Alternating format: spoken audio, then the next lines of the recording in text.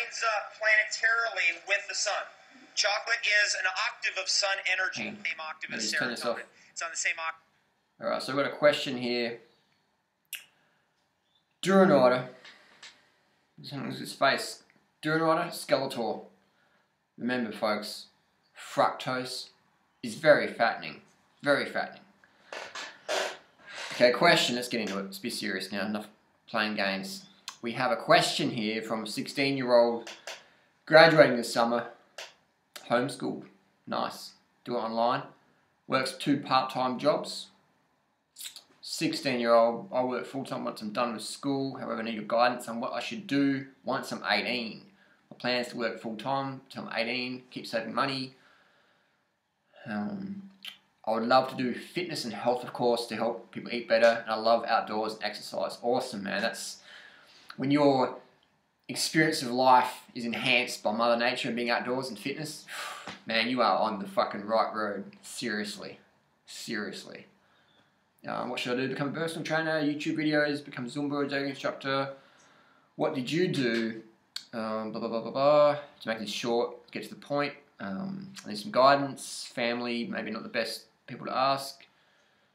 Good question, good question. Now, what did I do when I was your age? 16, I was still living at home, smoking a lot of drugs, eating McDonald's, no fitness. I was actually catching a bus about a mile to school, a mile.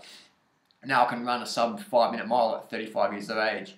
So when I was your age, I was doing fuck all. I was wasting my life, man. Wasting my life, man. If I was into this lifestyle when I was that age, shit. Anyway, better late than never. When I was 17, my mum kicked me out of home, so I was on the street, living on welfare on the street. Best thing that ever happened to me, getting kicked out of home, because it made me like wake the fuck up and go, alright, what do you want to do with your life? So, living on the street when I was 17, living on welfare, and then eventually found myself a little cheap rental. Worked as a clown, worked at football, selling football magazines. Got a job working in factories, worked factories for a while on the production line. That was interesting. And then I studied personal training course. First year I didn't get in, so I got a job as a bicycle courier, bicycle messenger. Then the second year, 1999, got in with the fitness trainership course, fitness personal training course. That was awesome. Then worked in gyms for a while, personal training for a while, then back as a bike courier, and then working in a sports store, then working as in a bicycle store, worked at the running store, bike store, then got hit by a bus. After I came back from a racing season in Europe, got hit by a bus, got injured, forced to live on welfare for a number of years, lived below the poverty line, had a lot of time to really focus on what's important in my life, and what is important for myself is health, fitness, and helping others attain that, and at the same time we save the animals on the planet. So that was fantastic, took time in my life. Now I'm making YouTube videos, stuff like that. So my tip for you would be just to write down some goals, what you want to do. You obviously want to stay slim, lean and healthy, improve that and help others achieve that goal as well, which is fantastic. And it's great that you're so young and you're going to bypass all that drug scene and clenbuterol and starving and binge and purging and only one night a week eating carbohydrates for dinner and just a whole stimulant, purge, binge to get lean. Now you can understand how the human body works and just work with it and just grow, and it's going to be fantastic. Good on you. What would you do? I would just work, get a job at a fruit store, get a job at a running store, get a job at a dancing store, get a job at whatever you're passionate about. Don't do anything you're not passionate about. You might work somewhere where you're passionate and everyone else is not that passionate. Don't let that influence too much. Just use that as an experience, yeah? And just everything's a stepping stone to something else. So that's my tip, man, is just write down what you want to do and just go, how do I do that? And create an ecosystem around you of people that support that. If your family's not supportive, but you're still living with them, then try to avoid causing too much conflict. Just, eat, sleep, and then the rest of the time you're out of the house, okay? So avoid wasting energy with people who just don't get it. Because you can spend the rest of your life debating or arguing or trying to convince people who are just never really going to get it. When it comes to living with people, the secret is, instead of bickering with them or telling them, lead by example. If you just meet someone on the street for 10 seconds, you're probably never going to see them the rest of your life. tell them straight up how it is. But if you're living with someone, telling them straight up how it is, vocally, can be a little bit too much in your face because you're living so close. So I say, when you're living with someone, walk your talk. And when you just meet someone for the first time or last time ever in your life, talk your walk, you know. So hopefully that makes sense. But have the goals, man. You can do anything the fuck you want to do. You're not too young, because I've been to the Philippines and I've seen, you know, kids that were maybe barely 7 years old picking up bits of tin to collect, to eat. You know, kids living on the streets as little as age 7. You know, so go to India, go to Philippines, and go to places like that, and you'll see what I'm talking about. So you can volunteer with things, but just do what you're passionate about. Get into it. You know, you might get a job at a running store, and you don't like people that work there, and you go to another place and you like it better, or you go, fuck it, I'm here to do my job, I'm going to focus on that and not focus about anything else. So avoid getting caught up in other people's dramas, unless you're making YouTube videos that, you know, sort of troll it. But seriously, that would be my tip, is just have goals and only do what you want to do. And enjoy living frugally.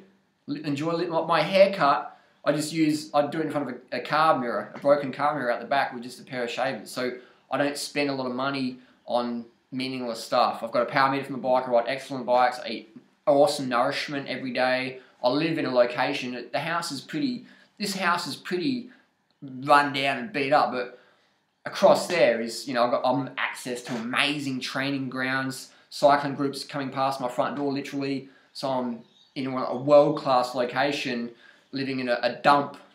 It would be for a lot of people, but I'm not fussed for that, because my location where I live is more important than, you know, if the door behind me is like the latest gold door handle design or whatever meaningless crap that means. So live frugally, follow your heart, live with passion, and remember, every day is an adventure. Every day is an adventure, and every day can be a day to remember for the rest of your life. This morning I woke up, I did a 24-kilometre running race, the South Australian Trail Championships.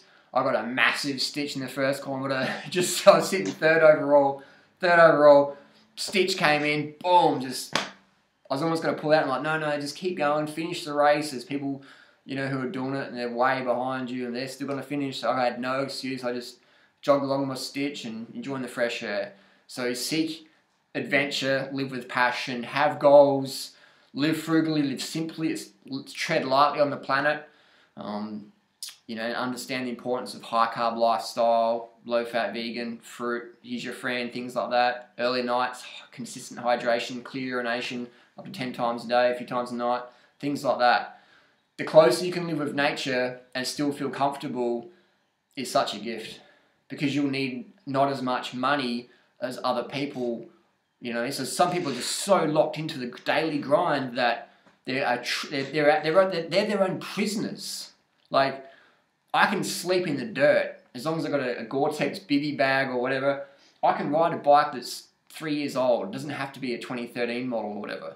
So I can wear shoes that I've had for a few years and they've got holes in them. As long as they work, as long as it's safe and it functions, that's what cares about. So avoid getting caught up in the Prada handbags and the Gucci perfume and just the nonsense, the $300 haircuts and the $50 haircuts. Avoid getting caught up in all that nonsense, because that is a one-way street to an unsatisfied life, because you're always comparing yourself with other people, and it's a competition that's never going anywhere. You get really good at doing things that are really dumb. Does that make sense? Like, wow, my haircut is like cost me $50 or $300, or my bike's worth, you know, whatever. But it's easy to get caught up in that thing, or, you know, my house. Just, you know what I'm saying? I don't have to go on about it. Live simply, have goals, follow your heart, live with passion, seek adventure, appreciate Mother Nature, eat simply, stay lean, clean, love it. Here's a picture of me, 2007. I was living on welfare at the time and travelling in Cambodia, volunteering at orphanages, and just I'm handing out rambutans here. And these kids, man, these Cambodian kids, they're just so grateful, you know. Like, you give them a rambutan or 2 rambutans, and the whole day they're stoked. The whole day, 2 pieces of fruit, the kids are stoked. So often travelling to countries like this helps you reground, rebalance, reappreciate, and develop that attitude of gratitude, because so many people in the world live very frugally and very simply, and just very simply. And you can see that people over there, some of them get caught up in the rat race and they're not happy with what they got. And some people are like, man, this is all I want. I just want to grow my rice, eat my fruit, have my, my kids and my family or whatever, and be a part of the community and do well and do good. Base your achievement on how well you positively influence others.